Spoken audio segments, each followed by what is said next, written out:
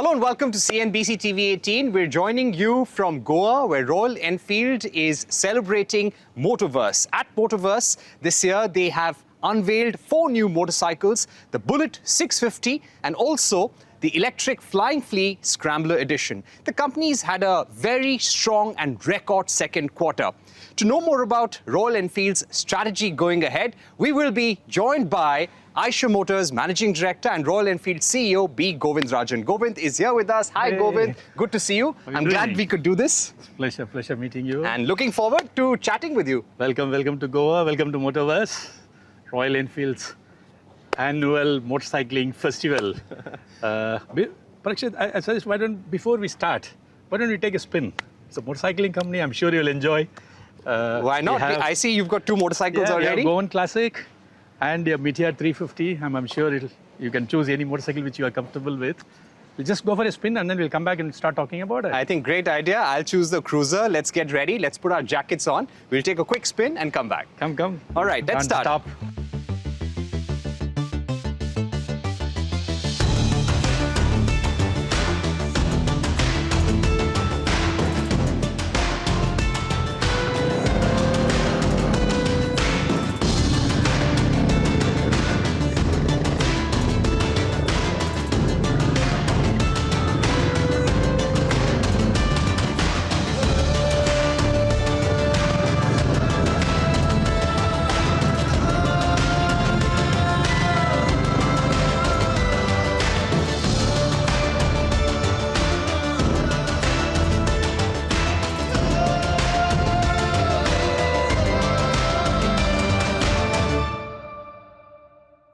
So we are at the Waggator Hilltop, where Royal Enfield is organizing its annual motorcycling extravaganza called Motoverse, and Govind is with us. Govind, 125th year of Royal Enfield. You're entering into your 125th year.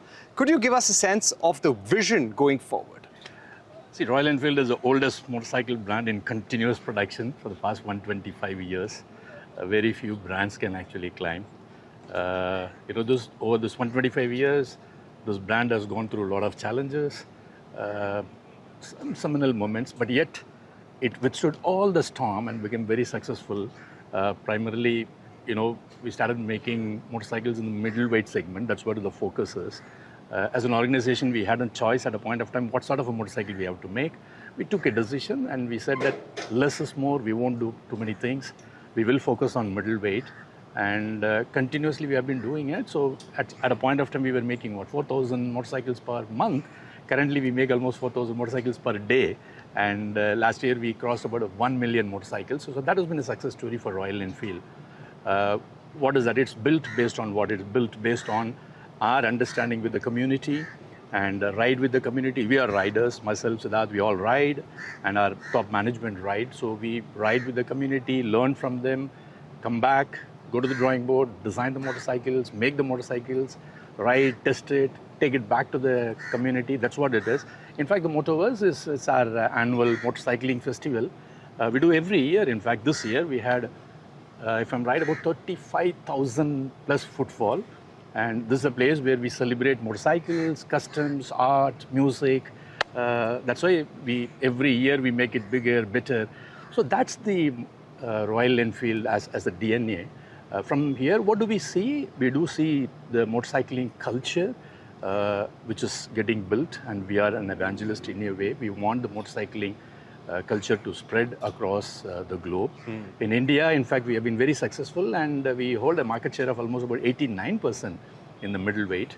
Outside India, we are holding a market share of almost 9% in the middleweight, but still we see there's a huge scope for us to create one more success story, what we have created in India. What's going to power the growth?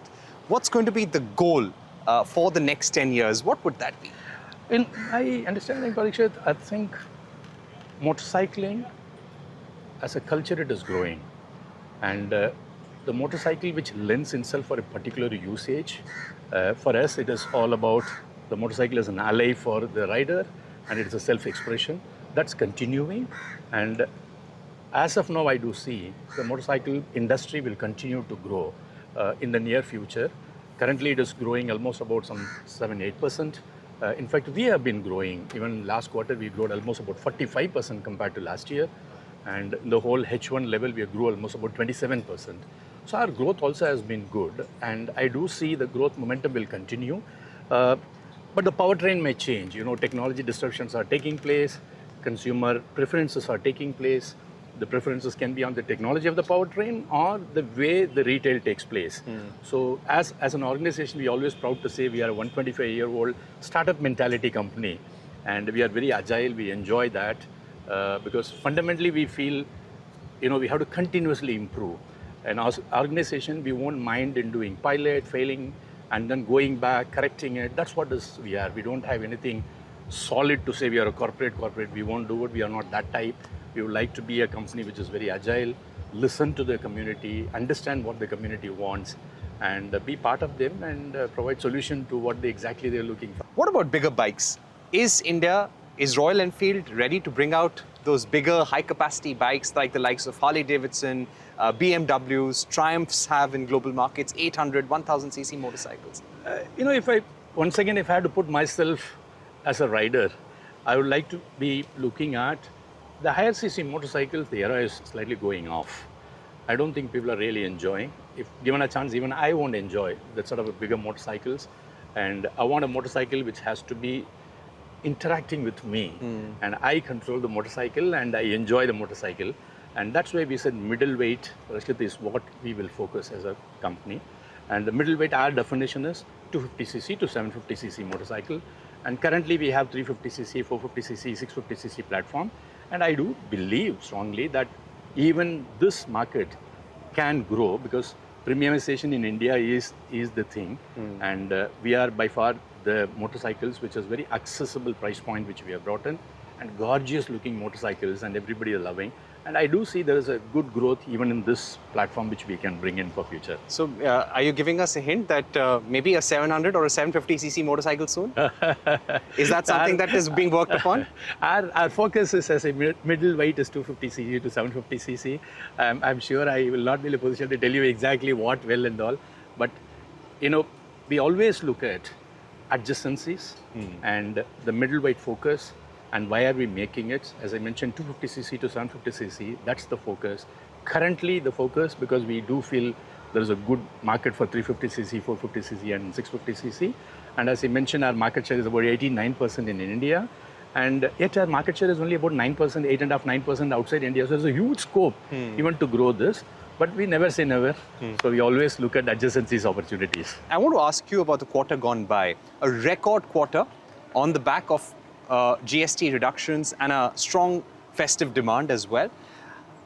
Which were the motorcycle segments that really fired for you? It was clearly the 350cc. Within that, what's really working for you? I think during this time, festive season, even government intervention on the GST reduction also has helped.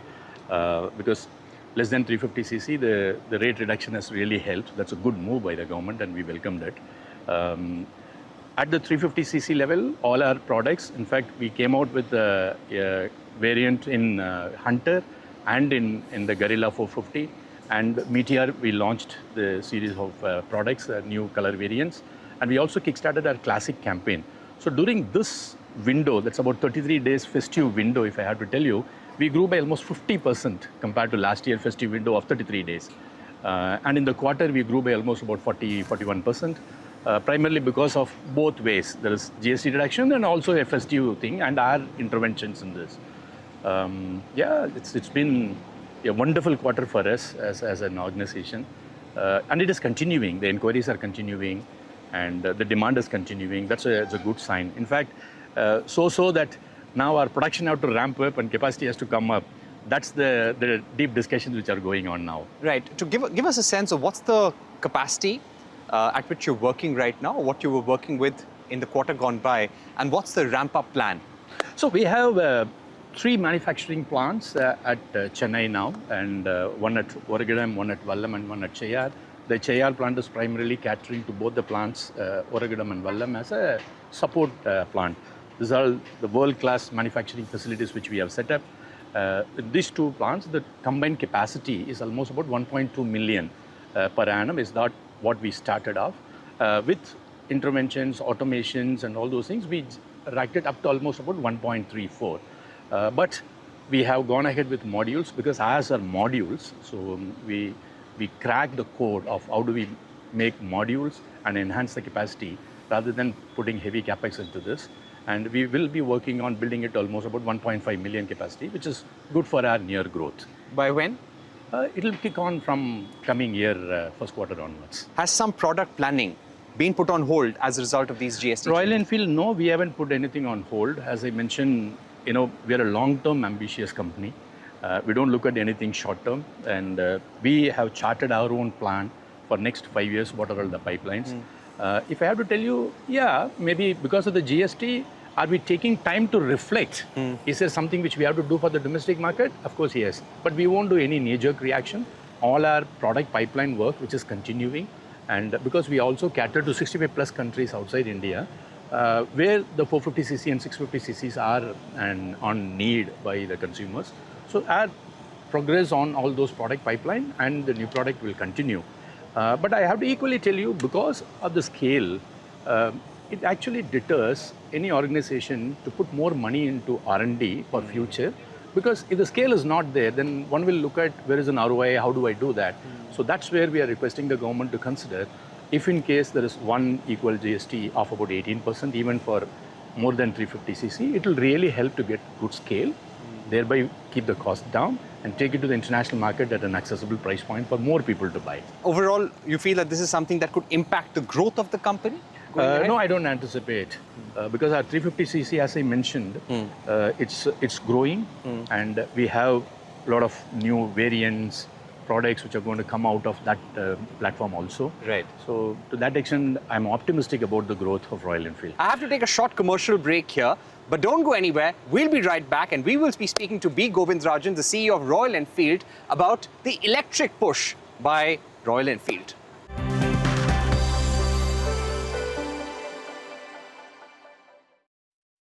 Welcome back. We're joining you from Goa, where Royal Enfield is organizing its annual motorcycling extravaganza called the Motoverse. With us right now is B Govindarajan, the CEO of Royal Enfield, and right behind us is the Flying Flea Scrambler Edition. This is the electric motorcycle from Royal Enfield, which will go to market next year. Govind, tell us more about it. You have the C6 there. Now you've got the S6. How do you plan to position these bikes, and when do they hit the market? Yeah, good question, Parikshit. This Flying Flea is our city plus electric mobility understanding and the brand. Actually, we got the inspiration from the original Flying Flea. At that point, after it was the most lightweight, used for the war purpose, dropped airborne types. That's where we got the inspiration. So Flying Flea is the city plus electric mobility brand from Royal Enfield. The focus is going to be, as I mentioned, city plus exploration, lightweight, sexy, super technology, and very intuitive UI UX, and it has to create a segment. That's where we thought that we will use this platform to create a segment in electric motorcycles. We came out with, in fact, I'll just take you to the C6 first. This is our Flying Flea C6.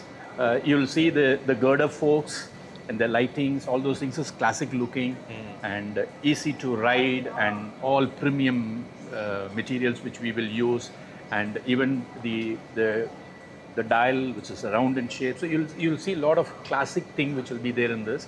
This is our first product, which is a C6, and for the city plus applications. But when you say city plus, I mean, there is also a possibility for us to do a bit of off-roading and some exploration which is possible. Maybe this caters to one kind of a consumers which we like it. Then we thought that, okay, in that platform, what is that we can do is the S6, which is the scrambler version, and which has a bit more ground clearance. You can see it here.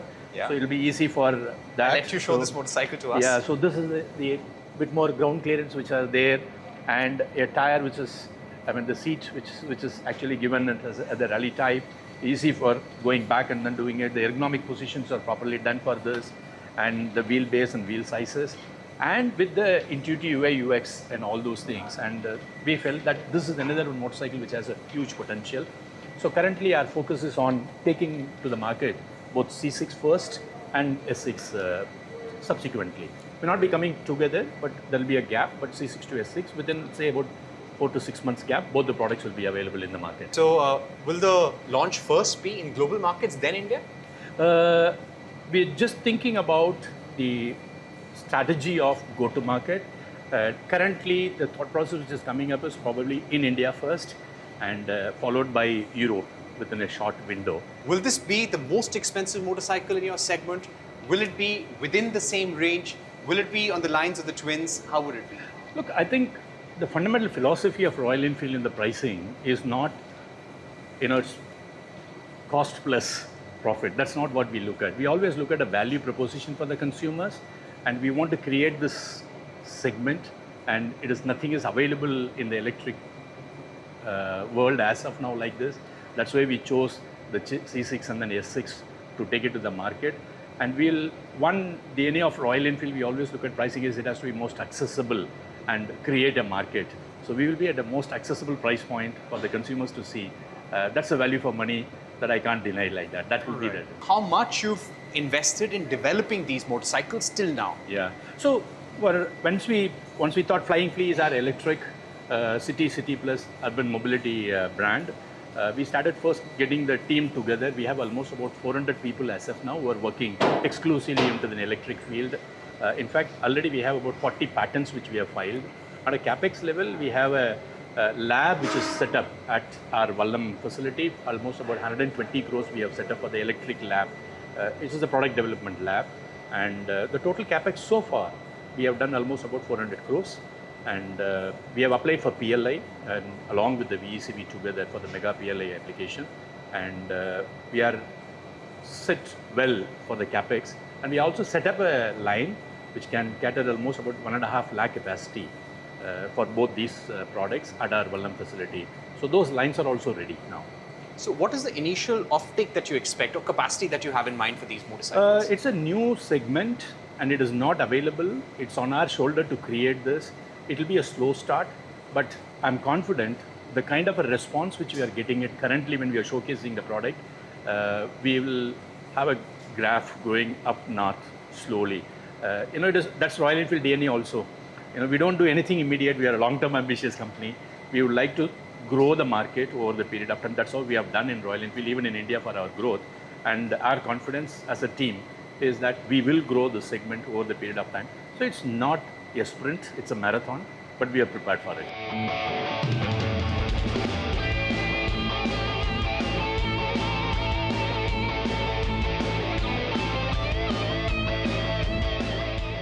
We walked up to the 1901 cafe here at Motoverse. And Govind, please tell us more about it. Yeah, it's 125 years of glorious journey of Royal Enfield. And in fact, to celebrate this year, 125th year, I'll just show you a motorcycle which is very different. This is our 125th year special edition motorcycle. You can see the paint scheme, it's called as a hyper shift paint. Normally it's not there. This is the first of its kind in the entire two-wheeler industry. It'll be used only in high-end cars and all. So we thought that's how we will celebrate the 125 year on the classic which we love most. And this year, we also launched one more product which I just show you, which is with the double love, which we call it. Is that the 650cc? It's a 650 Bullet, because Royal Enfield life started here in India at 1955 with Bullet. And this is the 650cc motorcycle Bullet, which is loved by everybody. We've been a big bike maker, a middleweight leader for the last many years. Now, going into the future, maybe in the next 5 to 6 years, how much of your portfolio do you expect to be electric? How much of it will be ICE? Is there a 10-year vision plan that you're working with? To be honest, in the current scenario, because it is an important question for an organization, what's the strategic plan, how do we do that? If I have to give you a straight, open answer about it, it's too premature from anybody's to say that there is a tipping point for the electric to take on, the ICE to come down. At least I am seeing up to 2030 plus time window, the ICE motorcycles will continue to grow. India premiumization is continuing and the motorcycle growth and the interest is also continuing. Will electric take a tipping point at a point of time? Possibly, yes. But for that, the total cost of ownership for electric has to come down. And there is also dependence on geopolitical things. some parts are not available suddenly, thereby you tend to pay premium for that. So overall, if I have to talk about, for a electric to take a tipping point than an ICE in this, it will take time. How much? In my opinion, at least about 5 to 7 years time is clearly I'm seeing will take. And motorcycles probably, yes, motorcycles probably it will be more. Yes, on a scooter segment, it is unisex, last mile, that application for an electric, and the number of kilometers usage is lower. Probably that will be very economical, so people may be looking at. But for a motorcycle kind of an experience which you're talking about, I don't see anything happening in the near future, at least 5 to 7 years. How do you feel the current magnet crisis? Of course, China has started giving out certain licenses, but have those disruptions started easing up? Yes. So what was happening is initially, the understanding is like the rare earth magnets were not allowed from China, and said any product which has a rare earth magnet has to be tested and certified by any of the labs. So there was a huge queuing which was there in the China lab. As a result, people are not getting it. But what has happened is, now that is easing out. Second, people are also started looking at various other alternatives like ferrite usages. So most of the companies are also started looking at whether the ferrite magnet is good enough so that the rare earth magnet can be avoided. Equally, that technology also has been proved during this point of time. So the challenge was taken by, I think, most of us to say that, okay, let's find an alternative also. So we are also ready with an alternative to adopt. Going forward, how much of your capex will go towards ICE, how much towards EVs? Currently, our focus more will be on ICE because, as I mentioned, up to 2030, 32, any projection which is showing ICE is growing. But we can't get away from not investing in electric because that's where the trend is coming. There is a CAFE norm which is there. For that also electric is required. So now it's a balancing which we have to keep doing on the percentages on a year-on-year basis. Currently, ICE is slightly higher, but we are percentage-wise? On the capex, you are saying, no, it is very minimal because it's only about 10-15% as of now. But it will, at a point of time, it will have a change depending upon how the market is behaving. Talking about your export growth, how do you plan to accelerate exports? Are there new markets you're looking to enter and consolidate? So at last year, in fact, I have to tell you, 100,000 plus motorcycles we have actually exported. We are a global company now, and we don't want to be actually sending motorcycles out of India as a trading. That was, at a point of time, to be honest, our thought process that let's send some containers to different countries. Now, we wanted to be there in the market, part of the fabric, understand the cultural nuances. So what we have done is we have prioritized the markets. And in those markets, we started having our own subsidiaries. And all the key markets, we have our own subsidiaries. We have our own team sitting there.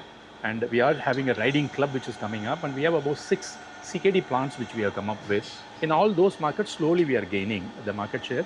Currently, if I have to tell you, in UK, we are number 2 in the middleweight. And we are number 3 in Korea, Australia, Thailand, and all those areas. What the plan going forward is, with the product lineup which we have and the CKD facilities which we have and the entire logistics, we also decided to take on our distribution on ourselves. So because we wanted to be close to the customers and not having a distributor in between. So all those markets now we are taking over the distributorship so that we can go near to the consumer, activate the market, ride with the community. So I do see the growth pattern for us in the year to come better. In fact, last quarter we grew almost about 27% even in our international market. It's been going steadily for us. How do you expect the full year export growth to be? If I have to tell you about the percentage with respect to the last year, it is almost about 9 months over. Now it is a cold season which will come up. We'll be somewhere around 30% growth even in this year compared to the last years. And I do see it is opening up. In fact, Brazil is our next big market. It is just opening up for us. And I was there in Interlagos. I just said on our showroom, and almost about 1,500 guys came in and then said we all ride together. So the community is loving our motorcycles even in Brazil. And we have our own CKD facility which is in the setup.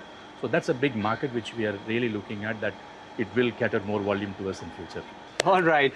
Thank you. Govind, thank you so much for joining us here at Motoverse. Great talking to you about the roadmap for Royal Enfield over the next few years and how you're dealing with the market challenges as well. All the very best to you. Thank you very much. All right. That's all from us from here in Goa. Thank you for watching. Goodbye.